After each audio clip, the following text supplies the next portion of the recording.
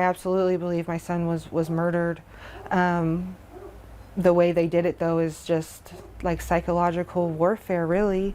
An El Dorado mother still trying to answer the question why someone believed to be from another country targeted her son in a sextortion scheme, causing him to take his own life. The FBI now warning of a rise in these sextortion cases, mostly involving teenage boys. The boy's mother sat down with investigator Dylan Domingue to share the dangers her son experienced and her mission to protect others. I couldn't have asked for a better son than him. Morgan Moore's love for her son Caleb is evident, describing him as kind and caring with a smile that would light up a room. Just a bright soul. He was very funny, very goofy, mild-mannered, so he got along with everybody.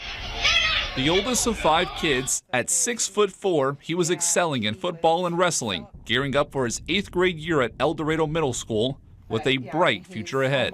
He's taller than both of his coaches. We were just getting excited to watch our boy grow up, and he just doesn't get to do that. Last month, Caleb took his own life, dying from a self-inflicted gunshot. He was found by his younger siblings. I just hit the floor in the kitchen. The police didn't want me to see it. Well, all 4 of my kids saw it. One of the things that really breaks my heart is his brother was like, "Mom, it wasn't an accident." Caleb's death was ruled a suicide, but police found in the days following that Caleb was victim of sextortion. I believe that my son was murdered, that he was manipulated into doing something that he did not want to do. What is sextortion? It's when victims are tricked into sending revealing photos or videos to someone online and then are told to send money. These victims are blackmailed into following their demands and threaten that if they don't, those photos will be shared with their friends and family. He died terrified and scared and ashamed, and you never want to lose your kid, but to know that's how your kid felt. Caleb began messaging someone he believed was his age on TikTok. That quickly turned into exchanging numbers.